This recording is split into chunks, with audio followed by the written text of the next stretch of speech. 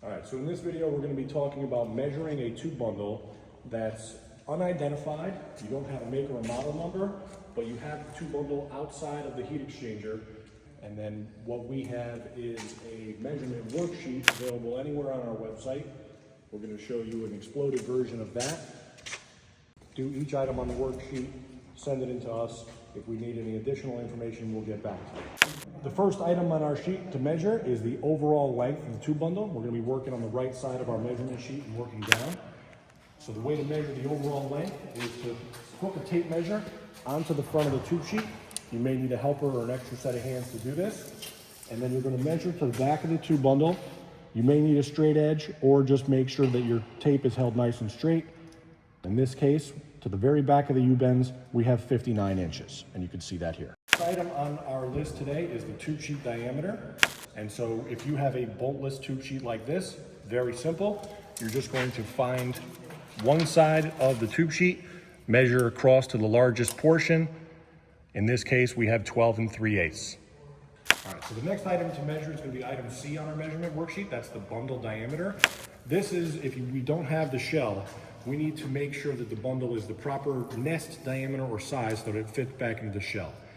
A great way to measure this, because it's not always easy, you can't get at the true diameter of the item with a tape measure, is to use a garment tape or a pie tape, and then to simply wrap it around the tube bundle nest or the baffle diameter,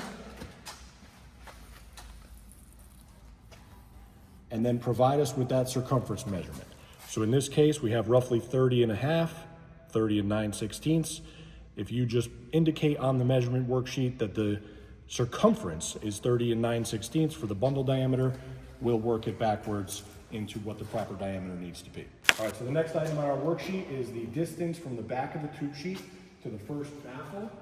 So for that dimension, you're simply going to measure from the back of the tube sheet, butt your tape measure right up against the back there, and then measure to the inside of the first baffle support. In this case, we have 22 inches. So the next item on our worksheet is the distance between the first and second baffle, or for a tube bundle that has multiple baffles, this is going to be the distance between subsequent baffles after the first baffle. So for that, you're going to take your tape measure from the inside of the first baffle, go to the inside of the next or subsequent baffles. In this case, we have 14 7/16. One additional measurement to take would be from the back of the tube sheet to the last baffle. Take your tape measure right up to the back of the tube sheet, and then go to the last baffle. In this case, we have 51 1/4 inch. Next on our worksheet is tube sheet thickness. Very straightforward. It's simply the total thickness of the tube sheet. 99% of applications, the tube sheet is going to be one uniform thickness throughout. If when you get your tube bundle out, you find that it's not, simply send us some pictures. We will tell you on the next steps. But for this video, we have a simple tube sheet here, so we're going to measure the thickness. So we're going to hook our tape on one side and just measure the total thickness. In this case, we have 7/8 of an inch. The next item on our measurement worksheet is the tube diameter.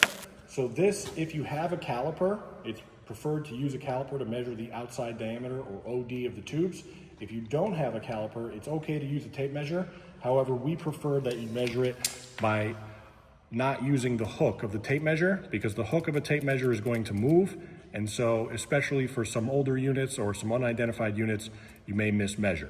So what we like to do is to start our tape on the outside edge of the tube, measure to the other outside edge of the tube. In this case, we have 3/4 of an inch. So the next items on our worksheet are the bolting information. So your bolt hole center to center, your adjacent bolt hole center to center, and then your bolt hole diameter. In this case, we have a boltless tube sheet. So we're going to skip this section, but we'll get to a full face tube sheet in a future video. All right, so next we're going to be working on the right side of our measurement worksheet. First item it's asking for is number of bolt holes, if applicable. In this case, we have a boltless tube sheet, so we're going to skip this item or put not applicable in this spot. Next is the number of tube holes. So 1, 2, 3, 4, 5, 6, 7, 8, 9, 10, 9, 8, 7, 6. So there'll be 38 tube holes in this half, 38 tube holes in this half, for a total of 76 holes in the tube sheet face, and we'll record that on our measurement sheet. Once your measurement guide is filled out, Send it to our team at the email listed in the description, and we'll get a quote to you fast. And when you're ready to order, keep in mind that we offer 2 bundle replacements for all major manufacturers. BoilerSupplies.com also offers 5-day, 48-hour, and 24-hour build and ship options. Yes, you heard us right. We can build your replacement bundle in as little as 24 hours. Thank you for watching. Feel free to visit us at BoilerSupplies.com anytime.